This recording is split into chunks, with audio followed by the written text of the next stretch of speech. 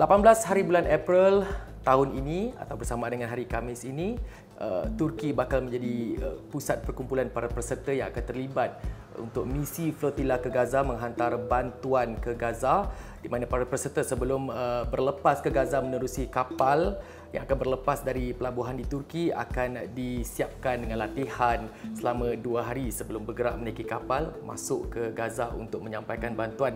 Dan itu antara perbincangan kita hari ini. Kita akan memberi fokus kepada misi flotila ke Gaza, dan ini merupakan satu misi yang seperti saya war-warkan tadi untuk menghantar bantuan dan juga bantuan kemanusiaan seperti pakaian, makanan dan minuman kepada mereka yang menjadi mangsa kekejaman rejim Israel di sana. Dan saya tak nak bercakap panjang kerana agenda Wani pada waktu ini begitu bertuah kerana kita dapat bersama dengan Dr. Fauziah Muhammad Hassan yang merupakan ahli lembaga pemegang amanah Humanitarian Care Malaysia atau MyCare. Assalamualaikum Dr. Fauziah. Waalaikumsalam warahmatullahi wabarakatuh. Terima kasih kerana sudi bersama dengan agenda Wani untuk waktu ini, Doktor. Dan untuk pengetahuan Dr. Fauziah ini antara insan yang sangat berpengalaman, sudah beberapa kali ke Gaza menerusi perkongsian Dr. Fauziah sendiri tadi, tapi saya tak nak tanya sekarang, saya nak tanya yang ini terlebih dahulu, Doktor. Okay. Jadi kalau pengalaman MyCare sebelum ini ya dengan pengalaman yang akan datang akan bermula pada hari Khamis ini, pelayaran mungkin akan bermula pada minggu hadapan. Jadi apa antara perbezaan kalau nak dibandingkan misi yang terakhir dan apa kelainan yang mungkin akan dibawa untuk misi kali ini, Doktor? Okey, terima kasih Awani.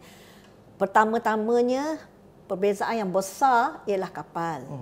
Masa saya dulu dan juga masa Al-Auda dahulu, kapalnya kecil. Kalau saya punya perahu layar, kan, untuk 13 orang. Tapi Alhamdulillah kali ini Freedom Flotilla Coalition telah membeli tiga kapal. Satu kapal kargo yang boleh muat 5,000 tan peralatan dan juga bantuan, alat-alat bantuan yang kita nak bawa ke Gaza. Itu satu. Jadi kapal kargo ni tak ada passenger lah. Maknanya dia ada kru dan sebagainya. Yang keduanya, kami telah membeli satu kapal cruiser yang ada 8 tingkat yang boleh memuatkan 1,000 partisipan ataupun 1,000 passenger ataupun 1,000 orang aktivis ke atasnya. Jadi compare dengan saya dulu, saya 13 orang, ini 1,000 orang, dan juga ada satu lagi kapal yang boleh memuatkan 200 orang. Dan FFC dalam usaha untuk membeli satu lagi kapal. Rupanya dia dalam perbincangan kami baru-baru ini, dia kata dah ada satu kapal. Tapi apabila dia cek kat bawah tu, kapal tu tak boleh nak dibawa pun sebab dah rosak dan sebagainya. So tak jadi beli. We are still trying, kita masih lagi cuba membeli satu lagi kapal. Harap-harap doa-doa 4 kapal yang akan berlayar terus menjadi satu flotilla coalition flotilla untuk berlayar ke Gaza, insya-Allah. Itu nombor satu. Nombor keduanya, sistem. Kalau dulu sebab partisipan yang kita apply pun tak ramai. Tapi kali ini 11,000 orang sudah apply untuk naik kapal ni. Dan hanya 1,000 orang daripada 11,000 orang yang apply tu dapat yang dipilih Allah SWT lah untuk bersama-sama insya-Allah dalam itu. Jadi sudah tentulah dengan 11,000 application seluruh dunia, sistemnya pun dia dah upgrade. Jadi sekarang ni kita bagi link, setiap orang yang dapat link tu akan tulislah isi borangnya, dan Freedom Flotilla Coalition Participant Committee akan vet, tengok, dan tengoklah siapa yang patut naik. Itu kedua. Ketiga, banyak information sharing lah, dan sekarang ni dah canggih kan. Kalau dulu tak berapa canggih lah, sekarang dah canggih, ada Zoom lah, meeting, ada Jitsi, ada Signal dan berbagai-bagai lagi. So itulah antara yang ketara kita lihat berbezalah daripada dulu. Dan sudah tentu organisasi kena lebih mantap lagi kali ini kerana involve ramai peserta dari lebih daripada 30 negara di serata dunia.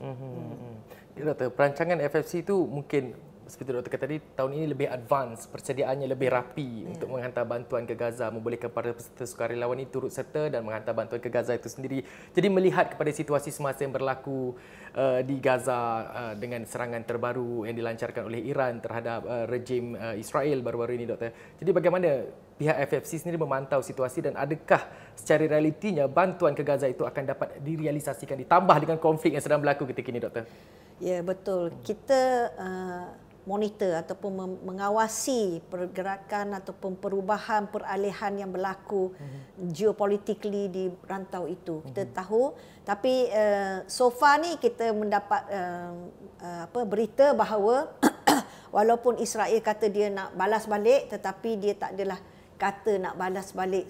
Dia tak bagi tahulah cara mana dia nak balas balik, dan kita diberitahu juga bahawa Amerika kata kalau you balas balik, kita tidak akan support you.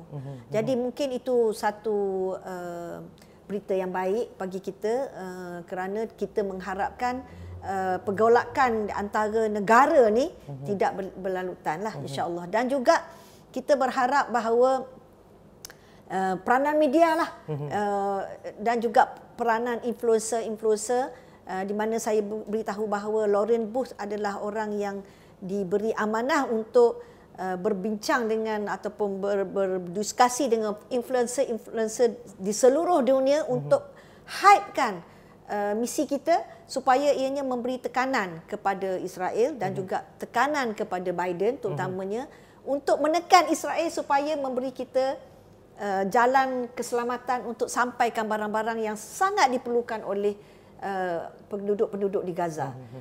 Jadi saya ada tengok satu perbincangan pun tak ingat nama Mak Saleh tu, dia pun kata kita patut dia ni kawan Ann ni kawan saya lah yang jadi steering committee dalam FFC, dan dulu juga dia jadi board leader of Women's Boat to Gaza. Dia pun kata that kita kena memberi sokongan yang sangat kuat kepada Freedom Flotilla Coalition effort ini untuk memecah the blockade of Gaza kali ini, dan kita juga patut, ni orang Amerika cakap ni, patut memberi tekanan kepada Biden supaya Biden tekan kepada Netanyahu dan memberi keselamatan dan menjamin keselamatan kita, aktivis-aktivis, untuk sampai ke Gaza dan menyampaikan barang-barang yang kita bawa tu, insya-Allah. Doktor dah berpengalaman sebelum ni beberapa kali menyertai misi-misi seperti ini menghantar bantuan ke Gaza. Mungkin boleh kongsikan bersama dengan penonton Astrawani ketika ini. Apa sebenarnya antara cabaran yang besar yang mungkin akan dihadapi sepanjang misi itu berlangsung nanti, Doktor? Okey, insya-Allah satu weather lah. Kadang-kadang ribut kan. Dia orang kata Mediterranean ni is quite a rough sea. Jadi masa saya naik Women's Boat to Gaza tu, alhamdulillah sepanjang Mediterranean Sea tu daripada Barcelona ke Ashdod, well kita nak pergi ke Gaza tapi dah dia bawa ke Ashdod, Israel. Occupied Palestine I should say, not Israel. Jadi pada permulaan daripada Barcelona ke Ajaccio, France tu, kita punya mengalami ribut yang sangat teruk. Dan I was telling you, perahu kita perahu layar yang sangat kecil. Jadi di lambung ombak tu memang satunya lebam-lebam lah, sebab terjatuh sana, terjatuh sini, tergolek sana, tergolek sini kan, sebab tak ada tempat nak berpegang, dan kalau kita pegang pun kadang-kadang jatuh dan muntah-muntah. Terlalu ramai passenger yang muntah dan saya terpaksa memberi injection sebab ubat makan dah tak lalulah. Jadi membagi injection injection apa?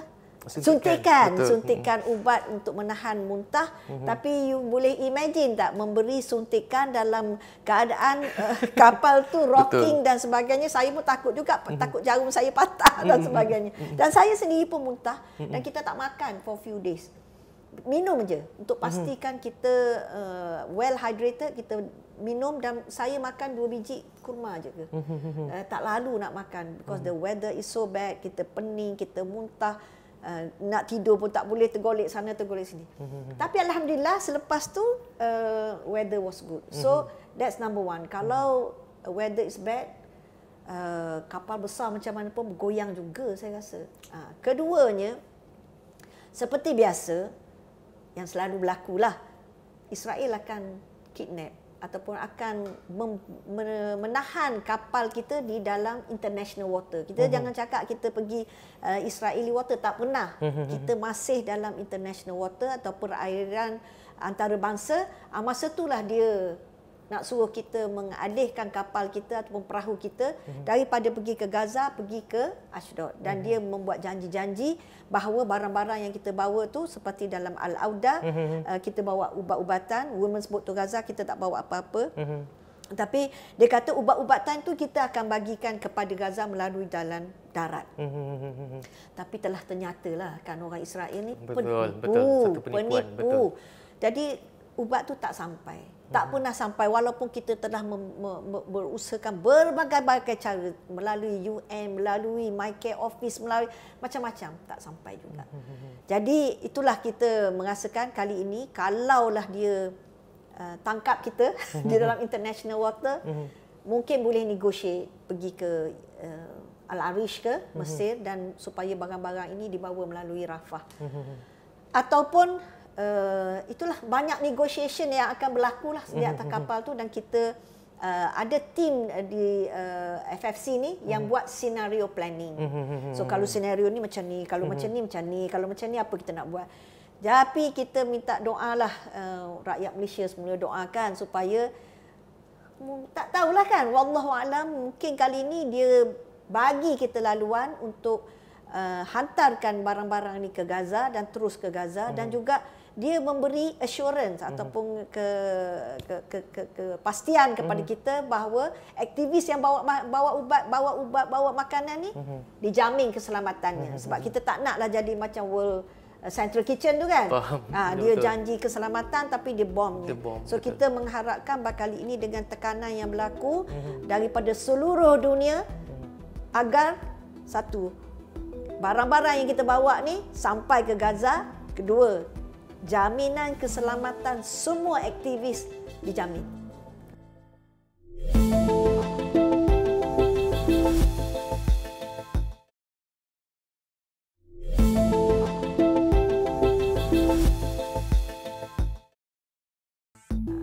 Doktor banyak bercakap mengenai soal keselamatan juga tadi, Doktor, menyentuh mengenai keselamatan antara kemungkinan-kemungkinan yang bakal dihadapi para peserta yang akan menaiki kapal masuk ke Gaza nanti menghantar bantuan. Jadi Doktor, bagaimana koordinasi dan juga penyelarasan di peringkat antarabangsa sekiranya sesuatu kejadian yang tidak diingini berlaku sewaktu kapal sedang berlayar, Doktor?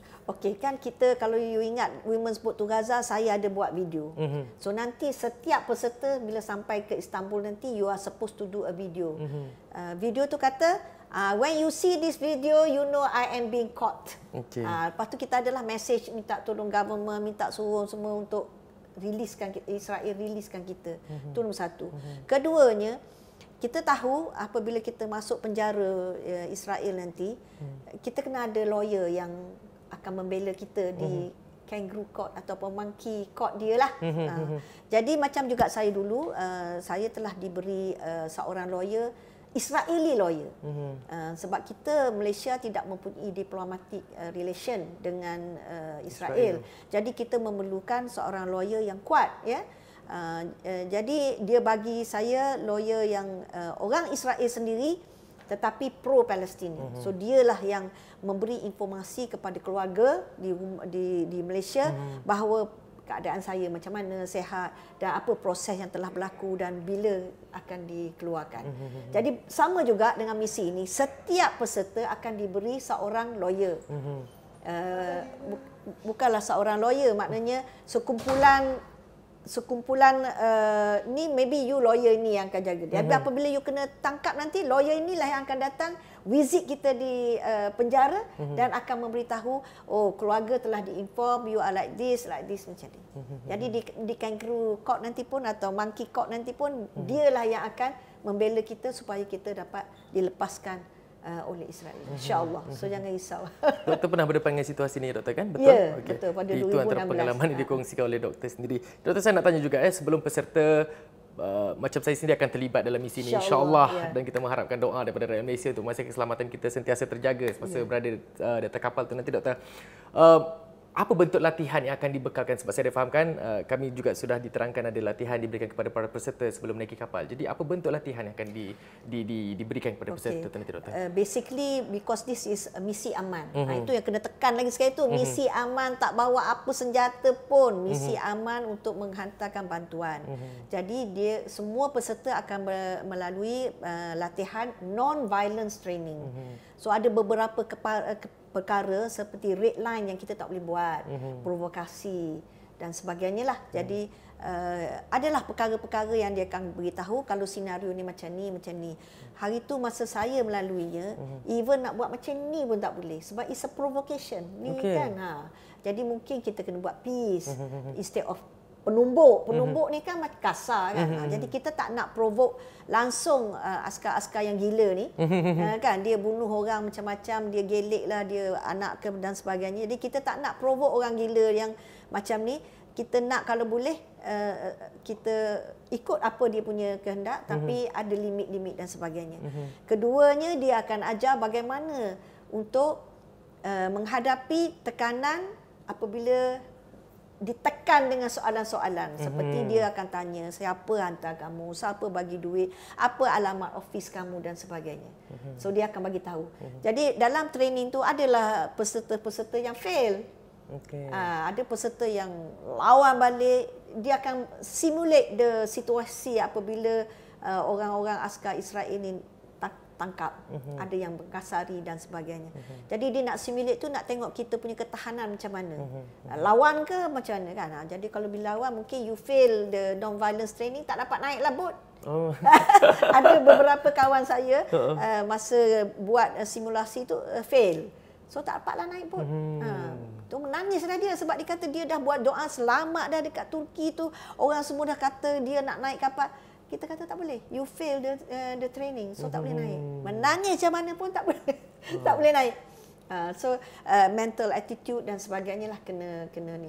Dan kita tahu bahawa naik kapal ialah masa saya dulu 13 orang daripada 13 negara, dari 13 agama, 13 raca, 13 culture, 13 cara cakap dan sebagainya, cara masak dan cara makan. Jadi kita kena mempunyai hati yang sangat besar untuk tampu semua kerenah-kerenah ini, dan kena bijak jugalah untuk bergaul dengan mereka dengan baik. Dan sebagai seorang Islam, kita naklah tunjuk yang orang Islam ni berakhlak tinggi dan sangat useful, selamat berguna kepada misi-misi. Jadi kita pun belajar daripada mereka sebab mereka ni Mak Saleh ni dia selalunya offer themselves. Dia tanya apa kita boleh buat untuk dia. Tapi kalau saya lah dulu-dulu duk tunggu kalau orang suruh minta tolong boleh. Ni tak, ni I will make for you. Do you need coffee? I will make coffee for you. I will do this for you. I will help you to this. Nak angkat naik tangga pun tengok dia ketak-ketak. I will hold you. I will hold your cup. Macam tu. Jadi kita ditrain untuk menjadi useful kepada orang lain. Macam tu. Baik. Itu satu perkara yang sangat berguna. Mungkin saya boleh dengan kamera saya, AB Uzan nanti boleh praktikkan sebenarnya di Istanbul untuk memastikan kita berjaya menaiki kapal tu untuk menyertai misi ini ke Gaza. InsyaAllah. Jadi doktor, saya nak tahu juga ya, kita tahu misi penghantaran ini akan, saya tak pasti akan terus ke Gaza atau macam mana? Adakah semua peserta akan berpeluang untuk memasuki Gaza melihat kepada situasi semasa, dan adakah penghantaran itu akan terhad di sesuatu lokasi atau di pelabuhan semata-mata, doktor? Kita doa-doalah the best case scenario, kita sampai ke perairan Gaza, kita unload our things dan dibenarkan keluar, turun. Sebab saya pun ramai kawan-kawan dalam Gaza yang saya nak jumpa. Itu the best case scenario. Ini kita kena minta doa banyaklah daripada semua rakyat Malaysia dan semualah. Manalah tahu kan Allah kabulkan antara doa-doa ini supaya itu yang berlaku dan tanpa ditembaklah, tanpa sebarang bahaya. Kalau tak dapat, kita merasakan bahawa mungkin pada awal perancangannya ialah mungkin kita duduk dalam perairan Turki. Jadi kalau dalam perairan Turki ni tak ada orang boleh kacau. Dan mungkin membuat demonstrasi di sana. Hype up, bagi world tahu, bagi tekanan kepada US, bagi tekanan pada Israel supaya beri kita laluan selamat untuk sampaikan bantuan ini. Dan kalau tak boleh juga, katakanlah dia tangkap ke, dia communicate dengan kita, kata suruh hantar ke kapal ini pergi ke Ashdod atau apa-apa, masa itulah kita negotiate. Mungkin kita pergi ke Al-Arish di Mesir dan barang-barang dibawa melalui Rafah. Ataupun Allahuakbar lah macam mana, tapi kita naklah barang-barang ni sampai ke tempat yang kita niatkan. Tak naklah buat balik-balik ke Turki. Betul. Kan. So adalah beberapa option yang kita boleh fikirkan untuk buat, dan option itu akan hanya dibuat setelah kita berbincang di atas kapal. So don't worry, you'll be asked your opinion. Apa you nak buat, apa you rasa, what you think, what you feel. Banyak perbincangan nanti atas kapal tu. Dan ini mungkin tadi doktor dah menceritakan pengalaman doktor bagaimana menyertai misi-misi sebelum. Saya nak tanya sikit sebahagian daripada pengalaman itu sendiri, doktor. Jadi bagaimana doktor pernah berada dalam tahanan rejim Israel, betul? Jadi mungkin ada sedikit yang boleh dikongsikan, doktor, sebagai penonton, bagaimana keadaannya, bagaimana adakah mereka terus mendesak, mengasak dengan soalan-soalan yang yang untuk provoke doktor sendiri? Ada. Dia sebenarnya bila saya sampai dekat Ashdod tu, dia nak kita sign the deportation letter. Kalau kita sign, maknanya kita mengaku kita ni memang nak datang ke Israel. Jadi dia deport you because you are illegal. Macam illegal immigrant. Betul. So kita orang semua tak nak sign tu sebab memang kita tak nak dah pergi negara dia pun. Tak teringin pun kan. You yang tangkap saya. Jadi dia akan pressure lah, suruh sign. Saya goyang juga pada masa tu. Lepas tu saya kata tunggu sekejap sebab dia lepas seorang officer, lepas tu dipanggil lagi officer yang besar, lepas tu di bang the meja, kata suruh sign, kalau tidak nanti saya letak you dalam solitary confinement lah, macam-macam. So saya goyang jugalah, saya takut masa tu. Saya kata you wait, I will ask my board leader. So saya pergi tanya Anne. Anne, should I sign this deportation letter? Anne kata jangan Fauziah. We will be with you. Don't worry, we will be with you. So saya tak sign. So dia kata okay, you go to jail. Okeylah, masuk penjara. Masuklah penjara. Tapi tak seorang-seorang. Ramai-ramai lah. Kita 13 orang. 2 Al Jazeera dengan fotografer dengan dia sign terus. Okay. Deportation letter. So masa tu yang goyang sikit tu sebab dia orang sign. So bila dia orang sign, dia kata okay, you can go to the airport, terus hantar ke UK. There and then. So dia orang 2 tak masuk penjara lah. So saya kena kena masuk penjara. Tapi bila masuk penjara tu 11 orang bagi 2. 2 bilik bersebelahan dan sebagainya. Tapi masa pergi from place to place tu memang dia suruh sign banyak benda, documentation. Kita tak sign sebab kita tak tahu, tapi dia pressure jugalah. And then barang-barang semua memang kena rampas lah. Dan selepas beberapa hari dilepas? 1 hari je sebab pressure was very strong. The pressure was very strong and alhamdulillah kita punya lawyer semua datang to the prison, tanya dan sebagainya. 1 hari 24 hours dia dah lepas. Dan prison officer tu ramai cakap lah, we are on holiday sebab dia nak Yom Kippur, nak holiday. Dia kata you ni menyusahkan kami buat apa? We are on holiday ni, kena panggil pula ni. So nak cepat-cepat keluarkanlah kamu sebab aku nak balik nak pergi holiday. So ada beberapa faktor, mungkin pressure from the government, from our government, from the world, and also dia pun nak holiday dan sebagainya. I mean, tahan kita nak buat apa pun, tak ada buat apa kan. Macam itulah. Doktor, mungkin yang terakhir juga doktor ya, apa pesanan kepada masyarakat Malaysia melihat mungkin ada kebimbangan daripada masyarakat Malaysia sendiri mengenai misi ini. Jadi nasihat kepada mereka dan terangkan kepada mereka bahawa misi ini dipantau sebaik-baiknya dan keselamatan para peserta terus menjadi keutamaan. Jadi bagaimana doktor nak sampai kepada mereka, jangan risau. Kita di sini untuk menghantar bantuan kepada masyarakat di Gaza dan insya-Allah keselamatan akan terus terjaga, doktor. Ya, kita minta semualah mendoakan misi kita ni selamat dan mencapai objektifnya. Dan memanglah kita nak bagi tahu lagi, kita when I ask Anne, dia kata Fauziah, this is not a suicide mission.